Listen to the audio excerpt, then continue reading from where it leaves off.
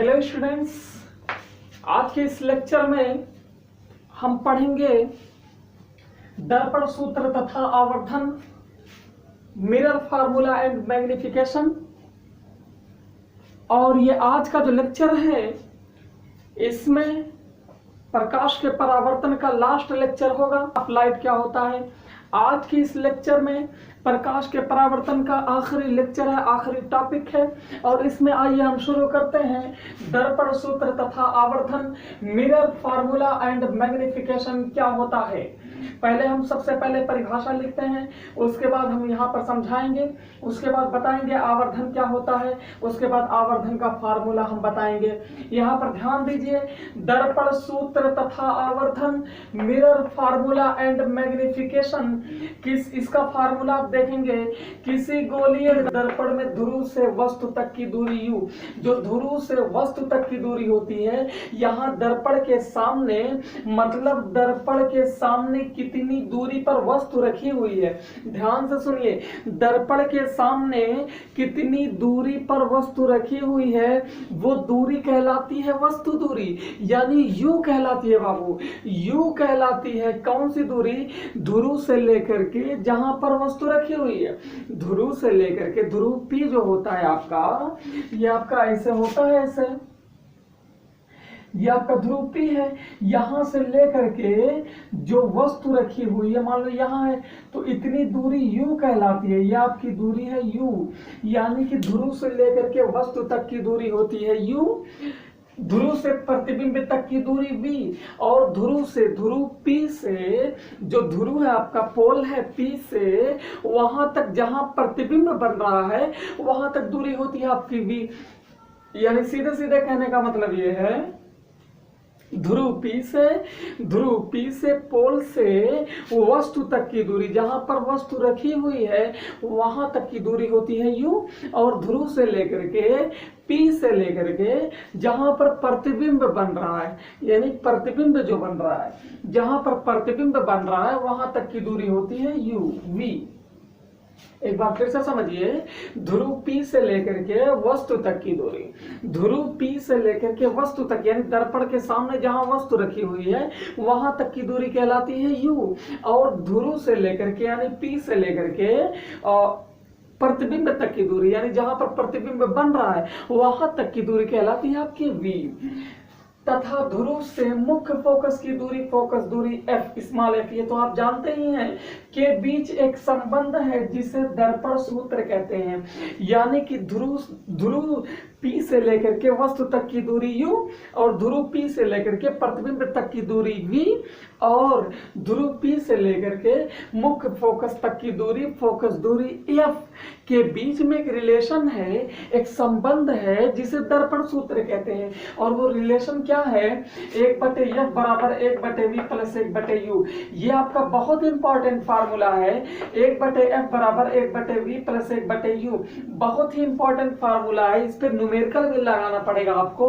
और यहाँ पर देखिए, जहां f बराबर होता है फोकस दूरी, v बराबर होता है प्रतिबिंब दूरी, यानी ध्रुव से लेकर के प्रतिबिंब तक की दूरी v कहलाती है। वस्तु दूरी आपकी है u, यानी ध्रुव से लेकर के वस्तु तक की दूरी। ये आपका हो गया दर्पण सूत्र, इसे कहते हैं दर्पण सूत्र बाबू। 1/f बराबर 1/v प्लस 1/u, इसे ही दर्पण सूत्र कहते हैं। अगली हेडिंग है इसमें आपका आवर्धन, मैग्निफिकेशन क्या होता है, ध्यान से समझिएगा। आवर्धन क्या होता है, मैग्निफिकेशन क्या होता है। यदि h, स्मॉल h मतलब हाइट, ऊंचाई, यदि h वस्तु की ऊंचाई हो तथा h डैश प्रतिबिंब की ऊंचाई हो, तो गोलीय दर्पण द्वारा उत्पन्न आवर्धन m बराबर, इसका फार्मूला कुछ अलग है। कह रहा है यदि h वस्तु की ऊंचाई हो, यानी दर्पण के सामने जो वस्तु रखी है ना बाबू, वो जो दर्पण के सामने जो वस्तु रखी है उसकी ऊंचाई स्मॉल h हो, और जो स्मॉल h हो, इतनी बात क्लियर है। यानी दर्पण के सामने जो वस्तु रखी हुई है उसकी ऊंचाई है स्मॉल h, और जो प्रतिबिंब बन रहा है, यानी जो प्रतिबिंब बन रहा है स्मॉल h ऊंचाई के वस्तु का जो प्रतिबिंब बन रहा है उसकी ऊंचाई है स्मॉल h। जाहिर सी बात है दोनों अलग अलग होंगी, सिर्फ एक ही कंडीशन में समान होगा, जब वस्तु C पर हो मैं बताया हूं पिछले लेक्चर में, जब वस्तु C पर हो और वो भी किस दर्पण के लिए, अवतल दर्पण के लिए, जब वस्तु C पर हो तब समान साइज का प्रतिबिंब बनेगा। उसको छोड़ करके, सिर्फ उसको छोड़ करके बाकी ऊंचाई जो होती है प्रतिबिंब की, या तो बड़ी होगी वस्तु से या तो छोटी होगी। अब यहाँ पर देखिए, यदि यच वस्तु की ऊंचाई हो, यानी हाइट, वस्तु की जो ऊंचाई है, हाइट है दर्पण के सामने रखी वस्तु का, वो यच ऊंचाई है, तथा यच डैश प्रतिबिंब की ऊंचाई हो, और जो प्रतिबिंब उसका बन रहा है उसकी ऊंचाई हो यच डैश, तब गोलीय दर्पण, तो गोलीय दर्पण द्वारा उत्पन्न आवर्धन यम बराबर, आवर्धन चूंकि मैग्निफिकेशन होता है, इंग्लिश में मैग्निफिकेशन कहते हैं आवर्धन को, इसीलिए यम से प्रदर्शित करते हैं आवर्धन को। यम बराबर होता है, ये फार्मूला है, प्रतिबिंब की ऊंचाई बटे वस्तु की ऊंचाई, यानी जो गोलीय दर्पण का जो आवर्धन होता है, उत्पन्न आवर्धन होता है, यम बराबर गोलीय दर्पण द्वारा जो उत्पन्न आवर्धन होता है, गोलीय दर्पण द्वारा उत्पन्न जो आवर्धन होता है, वो यम बराबर होता है प्रतिबिंब की ऊंचाई बटे वस्तु की ऊंचाई।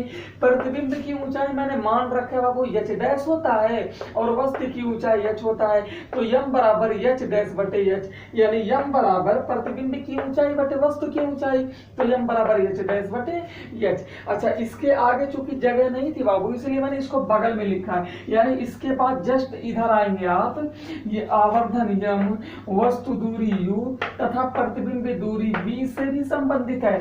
जो आवर्धन आपका गोलीय दर्पण द्वारा उत्पन्न जो आवर्धन है यम, वो वस्तु दूरी यानी ध्रुव से लेकर के वस्तु तक की दूरी जो u है, और प्रतिबिंब दूरी यानी ध्रुव से लेकर के प्रतिबिंब तक की दूरी जो v है, उसके बीच में रिलेशन है, उसके बीच भी संबंध है। उसके बीच संबंध ऐसे है, आवर्धन यम बराबर एच डैश बटे एच, आप पहले ही जान चुके हैं, आवर्धन यम बराबर मैग्निफिकेशन यम बराबर एच डैश बटे एच, तो आवर्धन यम बराबर एच डैश बटे एच बराबर एच डैश होता है बाबू प्रतिबिंब की ऊंचाई, यच डैश होता है प्रतिबिंब की ऊंचाई, तो यहां यच डैश की जगह पे v रखा गया है, मतलब प्रतिबिंब दूरी। बाबू यच डैश होता है प्रतिबिंब की ऊंचाई, जो प्रतिबिंब है ना उसकी ऊंचाई जो है ना वो यच डैश है, और यच डैश के जगह पे रखा गया है v। अभी माइनस बता रहा हूँ क्यों होता है बाबू, अभी माइनस बता रहा हूँ। ये यच डैश के जगह पे v, यच डैश मतलब प्रतिबिंब की ऊंचाई है, तो v रखा गया मतलब प्रतिबिंब दूरी, स्मॉल v ये प्रतिबिंब दूरी होती है बाबू। अच्छा, यच बराबर होता है सॉरी वस्तु की ऊंचाई, स्मॉल एच जो है ये वस्तु की ऊंचाई है, और ये स्मॉल एच जगह पे रखा गया है u, और u जो होता है बाबू, जो u होता है वो दर्पण के ध्रुव P से लेकर के वस्तु तक की दूरी होती है। यच स्मॉल एच की जगह पे रखा गया u, स्मॉल एच है आपका वस्तु की ऊंचाई, स्मॉल एच है वस्तु की ऊंचाई, और ये क्या है वस्तु तक की दूरी।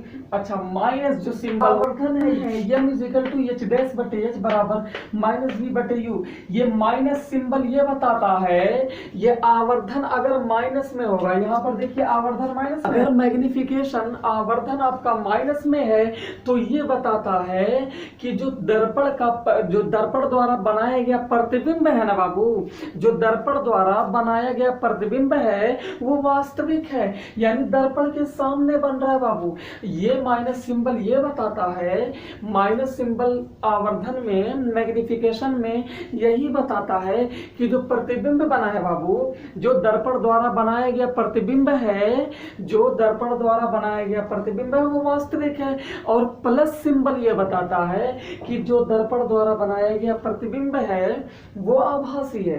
प्लस ये बताता है कि दर्पण द्वारा जो बनाया गया प्रतिबिंब है वो आभासी है, और वास्तविक मतलब अगर माइनस आवर्धन का फार्मूला, आवर्धन का मान जो अगर माइनस में आ रहा है, अगर आवर्धन का मान माइनस में आ रहा है, अगर आवर्धन का मान माइनस में आ रहा है तो समझ लो प्रतिबिंब जो है वो आपका क्या कहते हैं वास्तविक है। अगर आवर्धन का मान माइनस में आएगा तो प्रतिबिंब वास्तविक है, और आवर्धन का मान प्लस में आए तो मतलब समझ लो कि प्रतिबिंब आभासी है। ध्यान से देखिए, जब मैं आपको कार्तीय तल पढ़ा रहा था तो यहाँ पर दर्पण के दाहिने साइड दूरी थी प्लस, दर्पण के दाहिनी साइड दूरी थी प्लस, दर्पण के बाएं साइड थी दूरी माइनस। ध्यान से सुनिए बाबू, दर्पण के बाएं साइड माइनस दूरी थी, दर्पण के उधर दाहिनी साइड प्लस दूरी ले रहे थे।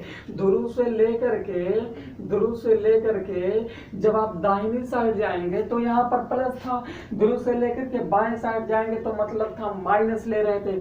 अगर मैं आपको ये भी बताया था जब दर्पण का प्रतिबिंब पढ़ा रहा था तो उसमें ये बताया था जब किसी दर्पण के सामने प्रतिबिंब बनता है, जब किसी दर्पण के सामने प्रतिबिंब बनता तो होता है वास्तविक, जब दर्पण के पीछे प्रतिबिंब बनता तो होता है आभासी। मैं आपको ये बता चुका हूं बाबू, जब किसी दर्पण के सामने प्रतिबिंब बनता तो होता है वास्तविक, और जब वास्तविक होगा तो होगा माइनस मतलब होता है वास्तविक, और जब दर्पण के पीछे प्रतिबिंब बनेगा तो होता है आभासी मतलब प्लस। अगर यहाँ आवर्धन का मान प्लस आएगा तो मतलब आभासी होगा, यानी दर्पण के पीछे प्रतिबिंब बनेगा यानी प्लस होगा। अगर आवर्धन का मान माइनस आ रहा है, अगर आवर्धन का मान माइनस आ रहा है तो समझ लो माइनस मतलब वास्तविक। वो इसलिए क्योंकि दर्पण के सामने प्रतिबिंब बन रहा है, और जब दर्पण के सामने प्रतिबिंब बनेगा तो वास्तविक होगा, और दर्पण के सामने जाहिर सी बात है बाएं साइड बनेगा तो बाएं साइड की दूरी ऋणात्मक होती है। मुझे ये उम्मीद है कि आप आवर्धन का जो मान होता है ऋणात्मक और धनात्मक ये पूरी तरह से और अच्छी तरीके से समझ गए होंगे कि माइनस जब होगा तब क्या होगा, प्लस जब होगा तब क्या होगा।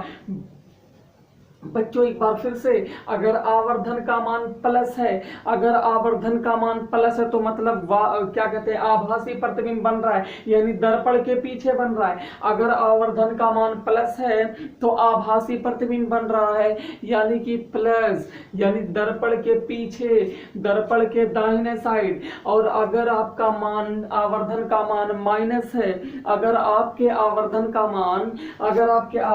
मान माइनस है बाबू तो समझ लो वास्तविक प्रतिबिंब बन रहा है, दर्पण के सामने बन रहा है, वास्तविक प्रतिबिंब बन रहा है, दर्पण के सामने बन रहा है, दर्पण के बाईं तरफ बन रहा है। मुझे उम्मीद है कि ये लेक्चर भी आपको अच्छी तरीके से समझ में आ गया होगा। दर्पण सूत्र क्या होता है, 1/f = 1/v + 1/u। ये क्या है, इसे ही बाबू दर्पण सूत्र कहते हैं। f होता है फोकस दूरी, u होता है ध्रुव P से लेकर के वस्तु तक की दूरी, और v होता है ध्रुव P से लेकर के प्रतिबिंब तक की दूरी। आवर्धन भी आप समझ चुके हैं, m h'/h। आवर्धन m होता है प्रतिबिंब की ऊंचाई बटे बिंब की ऊंचाई, यानी वस्तु की ऊंचाई। प्रतिबिंब की ऊंचाई को h से प्रदर्शित करते हैं, h' से प्रदर्शित करते हैं, तो प्रतिबिंब की ऊंचाई को h' से प्रदर्शित करते हैं, और वस्तु की ऊंचाई यानी बिंब की ऊंचाई को h से प्रदर्शित करते हैं। तो m h'/h, जहां h' ये प्रतिबिंब की ऊंचाई है, तो प्रतिबिंब की ऊंचाई को प्रतिबिंब की दूरी से कंपैरिजन कर सकते हैं। तो प्रतिबिंब दूरी मतलब होता है v, और h वस्तु की ऊंचाई है। जब वस्तु की ऊंचाई है तो इसका कंपैरिजन, इसकी तुलना हम वस्तु की ऊंचाई या वस्तु दूरी से कर सकते हैं, जिसको हम u से रिप्रेजेंट करते हैं। तो आवर्धन m -v/u। माइनस सिंबल इसलिए लेते हैं क्योंकि वास्तविक जब बनता है आवर्धन, जब माइनस होगा तो प्रतिबिंब वास्तविक बनेगा, आवर्धन जब प्लस होगा तो प्रतिबिंब आभासी बनेगा। मुझे उम्मीद है कि ये लेक्चर आपको अच्छी तरीके से समझ में आया होगा। आज के लिए बस इतना ही। कल के लेक्चर में स्टूडेंट्स हम पढ़ेंगे प्रकाश का अपवर्तन क्या होता है। आज यहाँ से प्रकाश का परावर्तन पूरी तरह से खत्म।